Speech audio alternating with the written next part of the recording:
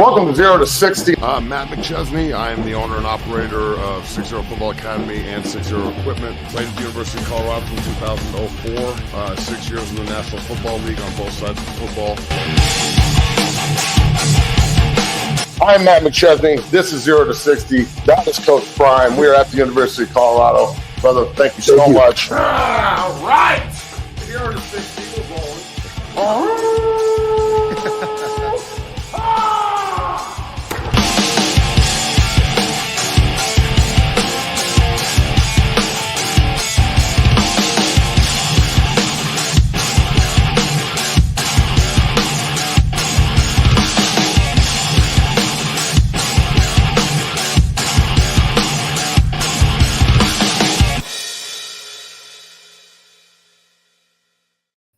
All right, welcome to 0 to 60, the Friday edition of the Rocky Mountain Showdown Show. We have a lot to talk about here today. We don't have any guests. We don't need any. Today is the preview to tell you how to beat these people up in Fort Collins. Bailey's going to take care of some business. Remember that you can like and subscribe. The subs and the super chats are open, and Nick and Logan need new shoes. All those donations are much appreciated. That's how we get paid here on the show. And then, big thanks to all of our sponsors. Bailey, let's pay some bills and get rolling. No doubt. This show is brought to you by BetOnline. BetOnline is the world's most trusted betting platform and your number one source for everything football. BetOnline is every stat, every matchup, and even live odds and spreads to bet on during the games. Think you know your stuff? Get in on our $200,000 mega contest and pick 5 games against the spread every week for your chance at weekly prizes and a share of $200,000. When the game's over, head on over to our online casino and get in on a game of blackjack or poker, or unwind with one of our over 150 slot games. Head to the website today to get in on the action. Bet online, the game starts here. Matt, it's Friday of Sheep Week. How are we feeling? I feel good, man. Good show this morning with Coach JB, and you know, it's all downhill from here, bro. Everything's been said. Everything's been talked about. You know, we're going to go over a whole bunch of shit, obviously, but this is as big as it gets. This is a must win. You know, we talked about how they run their mouth and how they, you know, constantly are talking shit, and that's fine. That's what they do. Sheep baba. So the only thing going to sleep on Saturday are the sheep. Exactly. Well, before we get into this, we're going to break down Colorado's keys to victory against Colorado State and much other stuff, you know, regarding their offense and the run game. But before we get into it, I don't know if you saw this. Somebody drove a truck onto Fon Field. Yeah, apparently this dude was real fucked up, and there are tons of charges against him and shit. I don't know how he got on the field, but that's crazy. I mean, that's not cool. You're not supposed to have access like that. So, yeah, man, don't tear up Folsom. That's like the best grass in the country, homie. Yeah. How the fuck did this guy get in the stadium? Like, there's gates and fences and people everywhere and shit. I don't know. I have no idea how he did it, but I almost respect the fact that he got into the stadium if he wouldn't have tore up the field. That field is so nice, dog. Don't tear it up. Yeah. Shout out Coach Stokes. Appreciate you, Coach Stokes. Appreciate Stokes.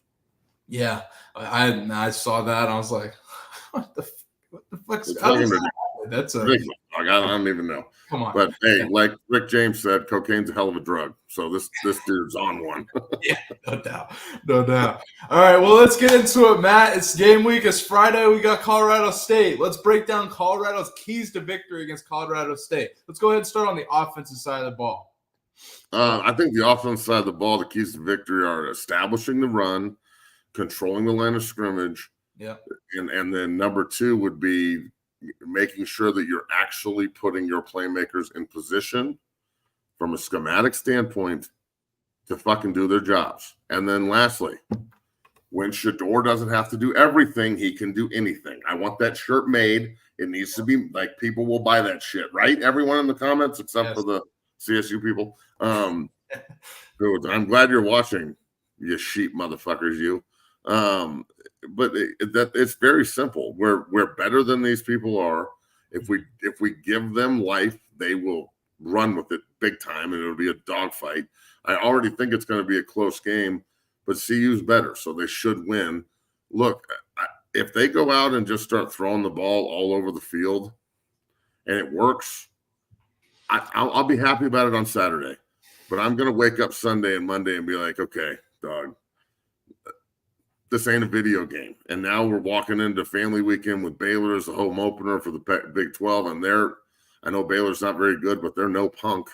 I mean, come on. They have Air Force this week too, by the way. Have fun with that shit. And then UCF, like you have to put something on film that people have to study and prepare for other than 5 wide. So that's really my keys to victory offensively. It's not even keep Shador upright. It's not even, it's none of that. It's, JB asked this morning, and I know because you're running the shows, but he asked this morning, can you change the mentality? If you don't have that mentality, why the fuck are you playing? Yeah, I agree. Yeah. Line and offensive line both ways for a long time. Okay. It's one of the reasons I'm such a good coach. And I'm not saying that, that's a fact. All right. We put 518 guys in college in 15 years, and we roll out Division I talent and NFL players like it's our fucking job, because it is. Mm-hmm. I actually just got off the phone with my man, Dwayne Terrence, who runs a big agency for, players and NIL and shit. We got some big stuff popping here, Bailey. I got to talk to you about this weekend, but big stuff with NIL and player development and getting these kids paid, and then representation after their career. We got about 15 guys this year that are all eligible for the draft that are from the dungeon. So being an O&D lineman mentally and physically my whole life, like I want 9-on-7 all game.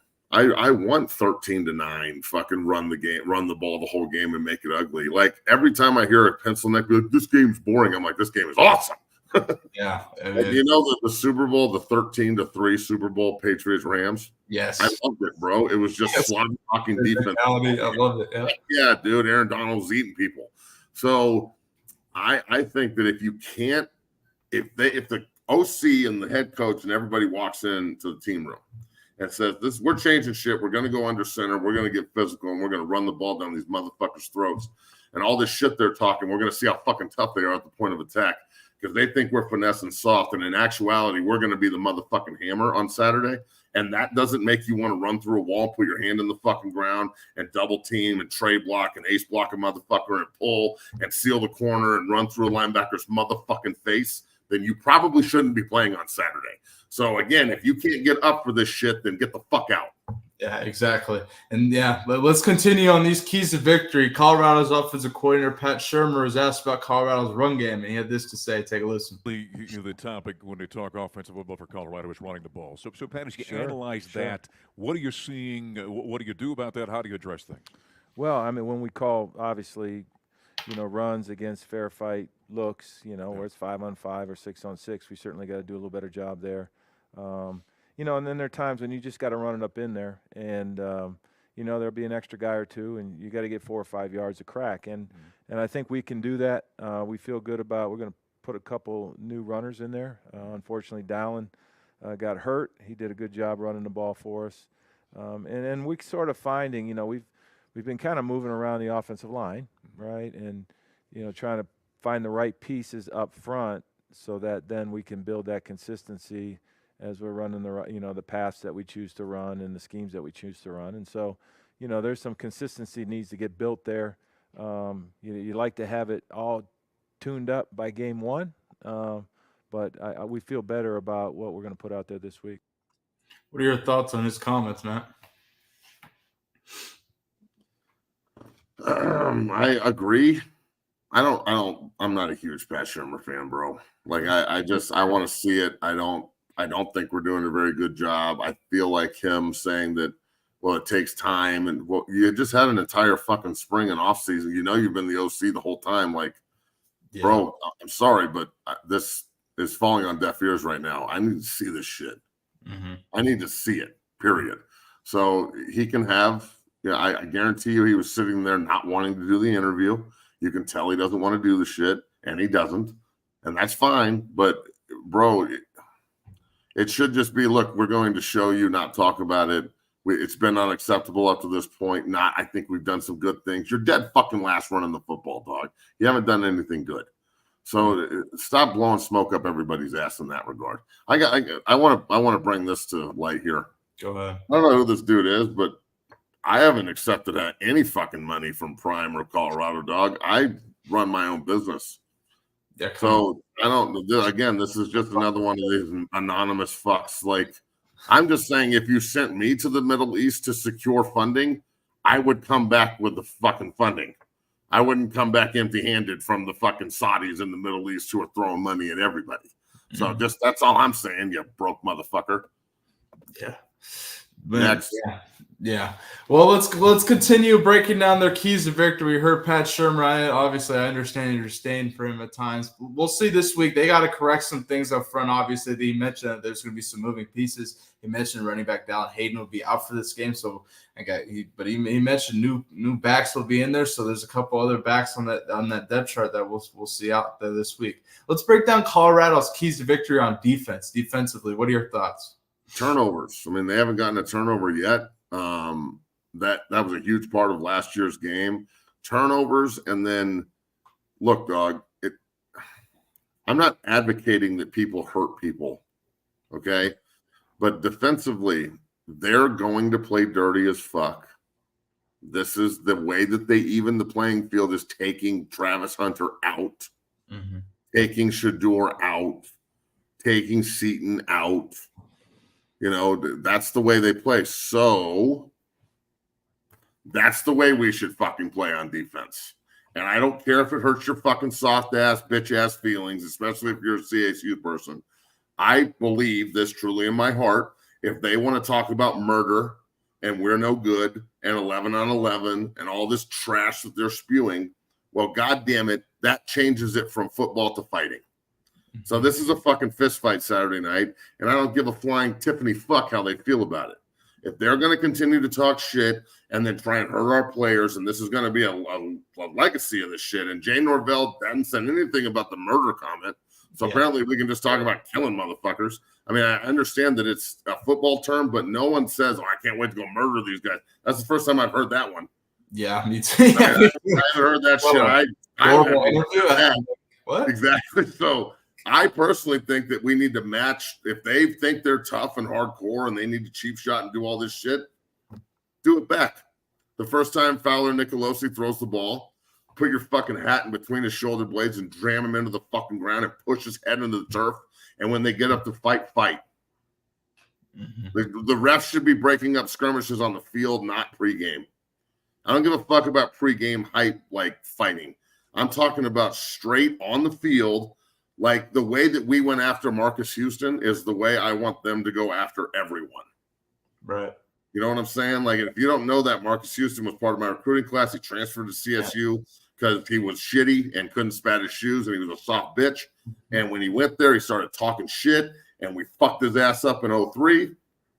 And we were trying to fight him on the field, and I'm not lying. We were actively trying to hurt him every time we hit him. And then in 2004, when they, and I'll tell this story again, but in 2004, I want you to clip this one, okay? This is a good one. In 2004, we're standing in the Dow Ward. Now they have the Champions Center, but we used to be in the Dow Ward that's on the north side of the stadium. And they're doing their walkthrough and everything on the field while we're eating dinner. And their last play, they go to the end of the stadium where they ended up getting stuffed on fucking 3rd down and 1 to lose the game. And they go through their plays, what they're going to do, and they give the ball to Marcus, and he runs in, and they start jumping up and down on the Buffalo in the end zone, and you can hear them talking shit. Well, fuck these guys up, blah, blah. And we're standing up there eating steaks, and I'm sitting there with me and Vic and all the Klatt and all these guys, and we're like, look at these dumb motherfuckers. Look what they're doing. And and they're practicing finishing, right, on Friday night, and then when Saturday night came along, they got down to the goal line, and they fucked it up because this is what they do. And we stuffed them, and the game was over.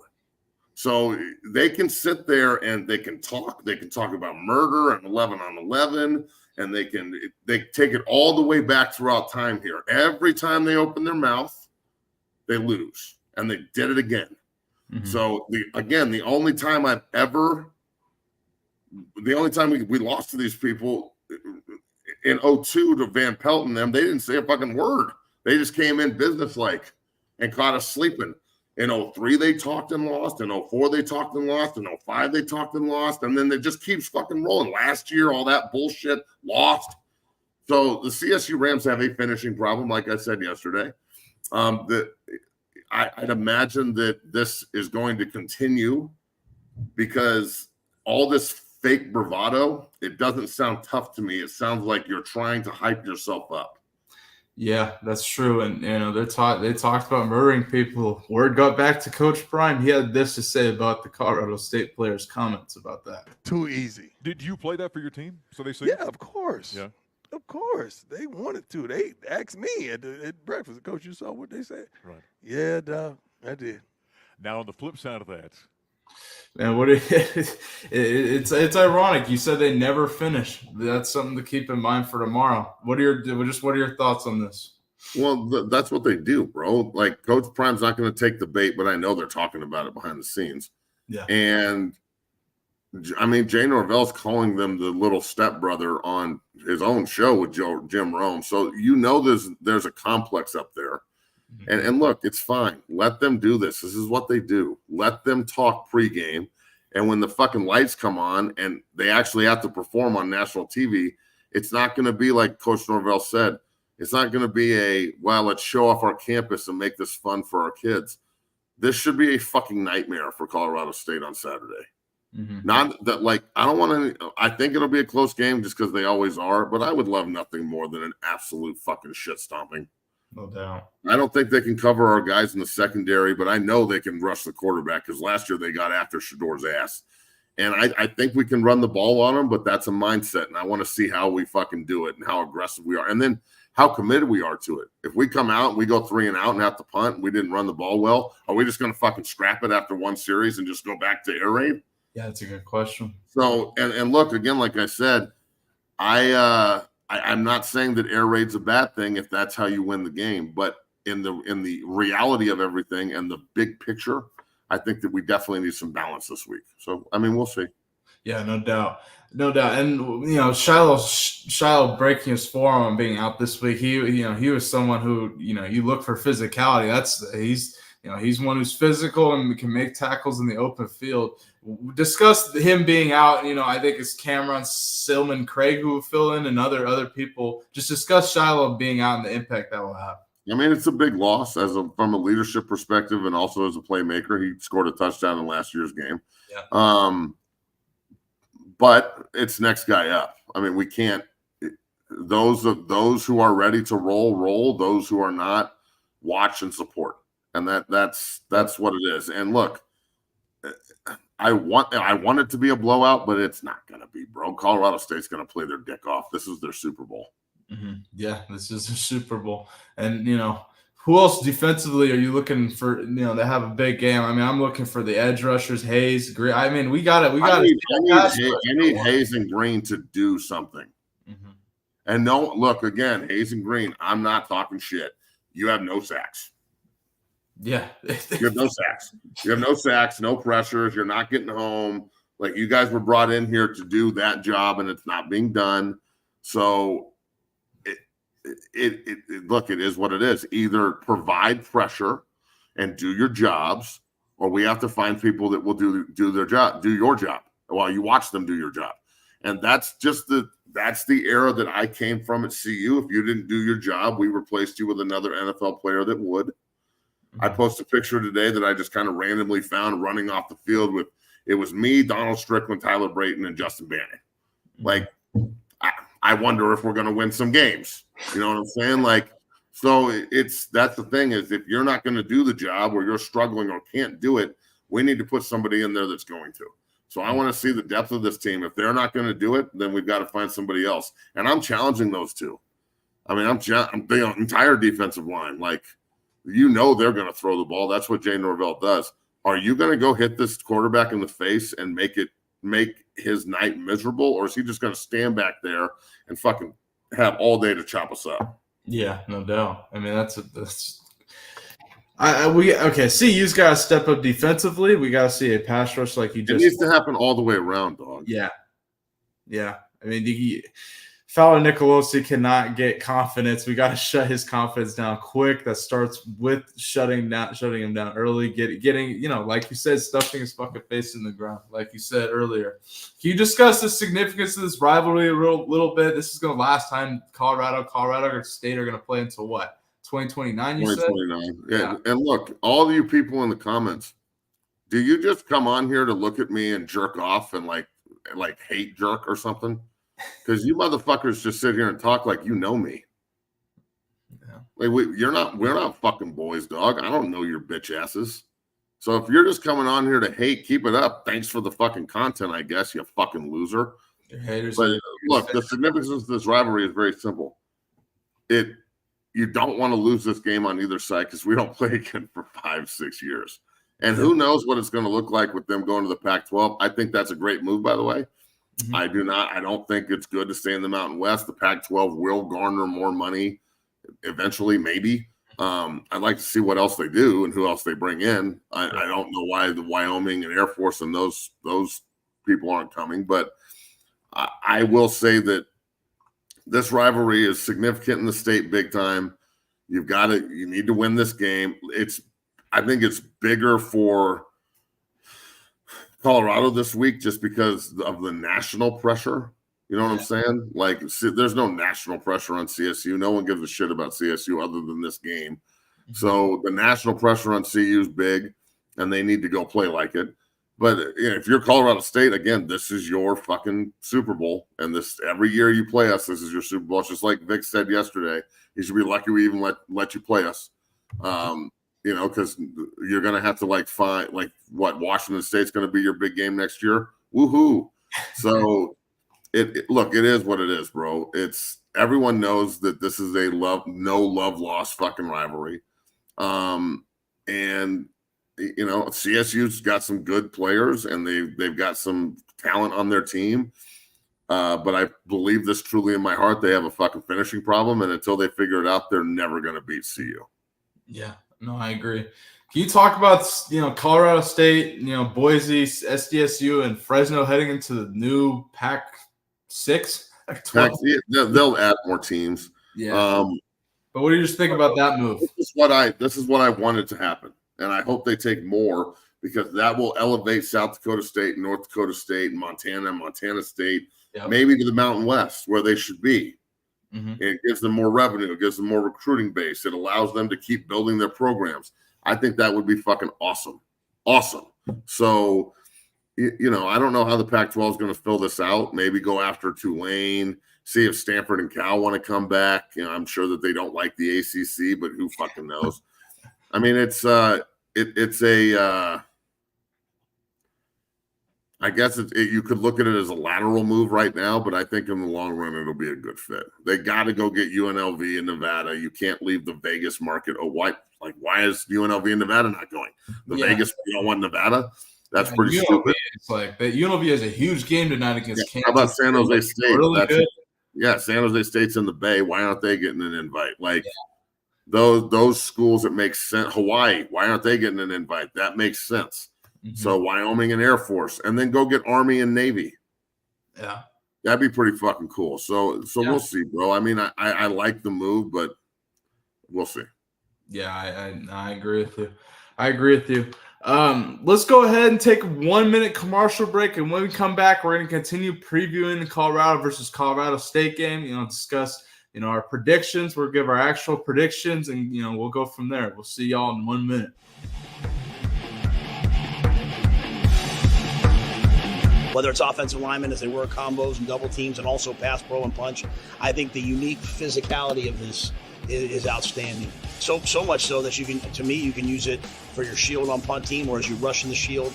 There's so many different ways that we're using it. We get better a little bit every single day, and I just wanted to say thank you because I hadn't ever thought of this, and when I saw it, it made total sense, and we're doing a great job with it. So thank you, man. Go Big Red.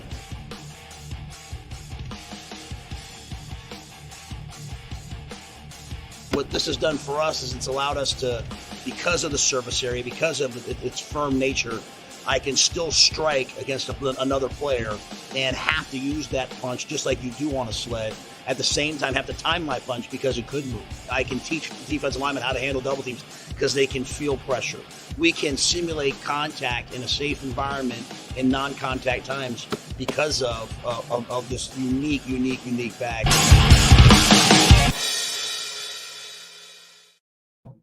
Check out the 6-0 body bag, 6-0equipment.com. It's all over the country, Nebraska at CU, at Oklahoma, Michigan State, at Michigan. We just sent some to Texas A&M.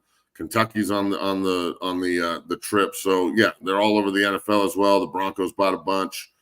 So I'm excited about the direction of the body bag, and it's a great tool. So we're doing 2 for 1 right now. Use the promo code McChesney, and you can get 2 bags for the price of 1. And we're rolling at 60equipment.com also. So and we're rolling, yes, sir. Matt, let's go ahead and continue breaking down this game. So what are you looking to see out of Shador Sanders from this game? Last week it seemed like the whole world was put on him last week. He seemed to have to do pretty much everything and relying on pass heavy. We saw the pick 6. I don't know, he called it a rookie mistake. What are your thoughts? What are you looking to see out of Shador this week? Hold on. Can you buy those for a high school program? Yeah, bro, you can buy them for a middle school program. Go on 60equipment.com to use the promo code to get 2 for 1. Matt Rule in Nebraska bought 5 of them. The story is pretty funny. Coach Rule calls me and goes, "Did CU buy any yet?" And I'm like, "No, they're buying them tomorrow." He goes, "We'll take 5." And I was like, "Fuck, man, this is one sick rivalry." But look, and I just dropped the link in the chat, so go ahead and click on the link. Thank you, brother. Shador needs. This is what I want to see from Shador. Mm-hmm. I want to see real leadership, accountability, and the ability to not be the star. Can you hand the ball off and facilitate and go 20 for 30 or 20 for 28 or 24 for 31 for like 250 and 2 tutties, but then your backs have 35 carries? Mm-hmm. Are you going to change the play from a pass to a run rather than from a run to a pass? Yeah, that's a great point. And again, no one's criticizing him. I'm saying that this is part of the growth of a quarterback, because right now there's a lot of scouts that love him and there's a lot of scouts that don't. So the walking off the field last week, probably not the best look, regardless of if you're going to get checked for a concussion or not. Yeah. It's a bad look. So it's got, saying that, how many times did Raiola get touched? Okay, that sounds bad. It just sounds bad.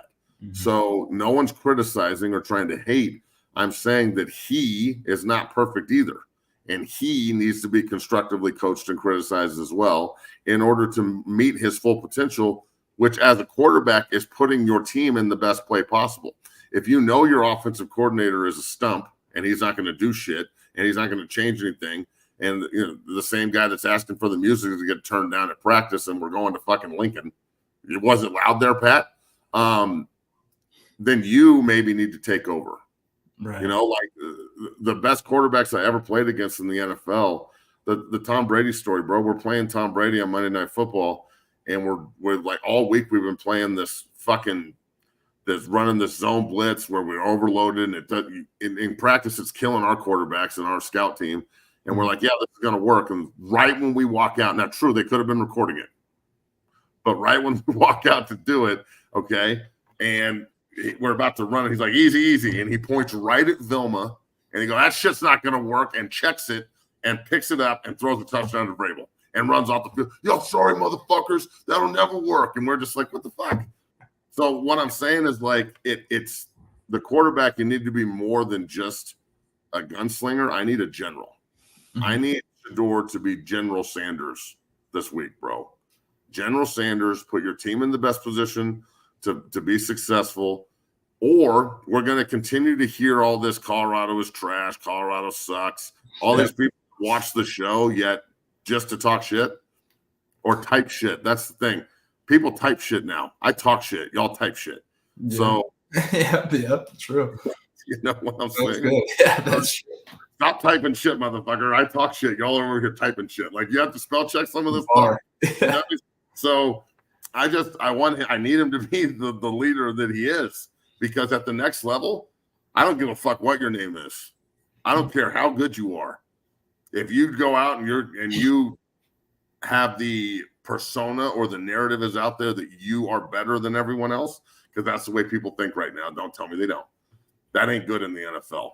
Those men in the locker room they won't take a back seat. There's going to be some controversy and some problems. And that's what the NFL execs are looking at. Right. Don't put all those doubts to rest by showing them who you really are. Leader, field general, gunslinger, fucking great teammate, awesome fucking attitude, tough as fucking nails. No one can debate that. But when you win as a quarterback, you should always push the success to the rest of your teammates. They did a great job. I was just along for the ride. And when you lose, shoulder all of it. He should have last week in Lincoln. He said, all on me. I was getting the ball out. I didn't put the offensive line in a good job to protect. I didn't check to the right place to do the run, even if it's not true. I agree. No, I agree with you 100%. That's what needs to happen, because then everyone goes, okay, that's accountability. Well, that's the job of a quarterback. That is the job of a quarterback. So again, I'm sure this is going to piss somebody off or whatever, but I'm not going after him maliciously. I'm not talking shit. I think Shador is the best quarterback in the country, but he needs to be supported. And not only that, not only does he need to be supported by the offense coordinator and the head coach and the scheme and his players, everybody out there with him, all of his peers that are on the field with him, but you got to support yourself, dog.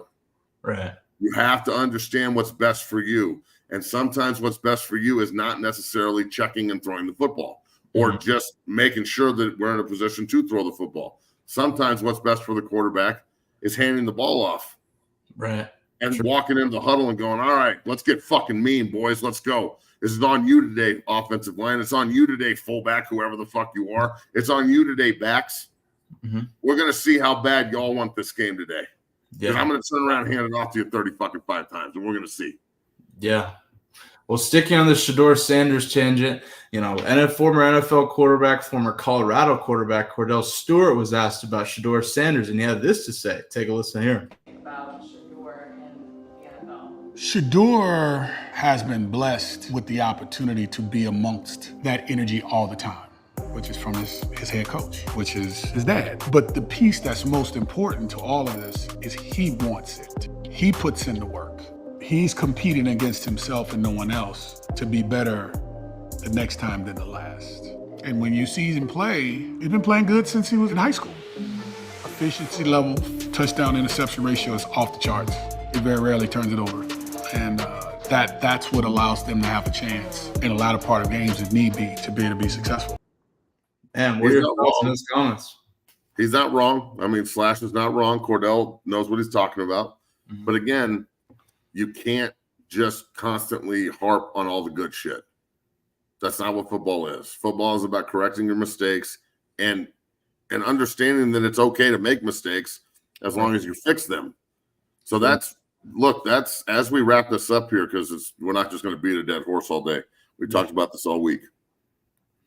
This is if the University of Colorado, okay, the place that I love, all right, if they go out and they don't change anything, and they throw for 500 yards and 6 touchdowns and blow CSU out, I'm going to be pretty happy on Saturday, but I'm going to wake up Sunday and go, now we're starting the Big 12. And unless it's going to be straight Texas Tech air raid and, the Pirates going to come out of the fucking corner and figure this out, I'm going to be a little worried on top of being excited at the same time, because it doesn't seem, or it would not seem at that point, that they understand what they really need to do to be successful. Now, all that said, if they have a huge advantage like they did against North Dakota State, you have to take advantage of it, like I said then too.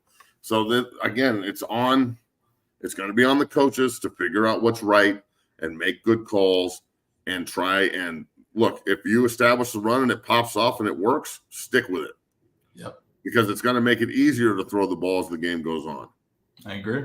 So I'm very, very eager to see if all this talk from Coach Flea, from Bucky, all the information I've gotten from Coach Prime, from Coach Schumer, everybody. I want to see if they're really going to do it, or if it's all just appeasement for the media during the week, and then they get on the field and they revert back to, 500 ball.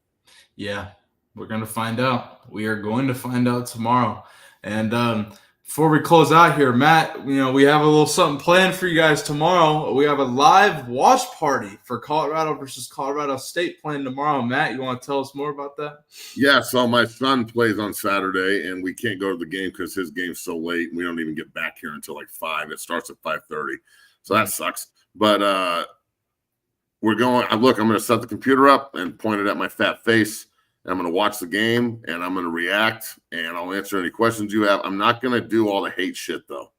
If you just sit in the comments and talk shit the whole time, we're just going to block you, and I'm not going to you're taking up space. Yeah. All right. This isn't an opportunity for you to just sit there and talk shit. It's an opportunity to get involved and, have some fun. So we'll see. But everybody should tune in for that. It should be fun. We'll be on at 5:30 Mountain out here and see what we can see.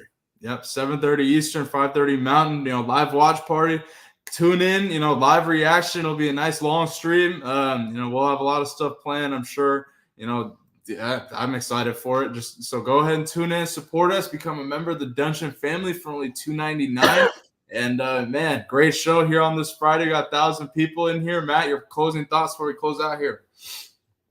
Yeah, man. I mean, look, this is. It's as personal as it gets, and it's not just saying that. They are literally talking about murder. Hey, Colorado, what the fuck are you going to do about it, Colorado? What are you going to do about it, dog? What are you going to do about the entire country doubting you? What are you going to do about the entire country wanting you to lose? Are you going to fucking conform and make all these people right? Or are you going to take the narrative and stick it up everyone's ass? Because that's the fucking truth, okay? In 2004, on the team I played on, BG Brooks, who's a writer for somebody still in Denver, picked us to go 0-12. And it was the most motivating fucking article I've ever read. And every time I see him, I'm like, 0-12, huh? How'd that go? I still can't get over it. So I'm telling you that when you're doubted and you're criticized and you're mocked and everyone's talking shit, all these fucking fanboys in the chat that are running their mouths, okay? This is where you either ante up and kick in or you get kicked out. So you want to be the most embarrassed fucking program in college football next week, trying to go into the first game of your conference schedule, licking your wounds and trying to fucking validate why you just lost to CSU on the road and the fucking season looks like it's going downhill? Or do you want to go out and play to your potential, offensively and defensively? Do you want to coach to your potential? And do you want to go out there and fucking beat the shit out of these people and walk out of their stadium with your middle finger up saying, see you in 2029, you fucking farmers? Yeah. That's what I expect, and that's what I hope to see. And if I don't, I'm not going to be a very fucking happy guy on Monday, dog. It's time to show. This is showtime. It ain't talk time. So fucking showtime. The lights are on, 5:30, national TV. Let's fucking go. Buffs win. I think Buffs win 34-24. Yeah, I said Buffs win by 10. I'm with you on that. Hey, hell of a show on this Friday. Got over 1,000 people in here. For those watching, go ahead and tune in tomorrow, 7:30 p.m. Eastern, 5:30 Mountain for a live watch party. We'll watch the game, give our live reactions. It's going to be great. Go ahead and tune in. Whatever happens. It's going to be great to tune in and watch. Thank you guys all for watching. And Colorado's got its back against the wall. We're going to find out if they respond tomorrow. We'll see you guys all tomorrow night, 7:30 Eastern.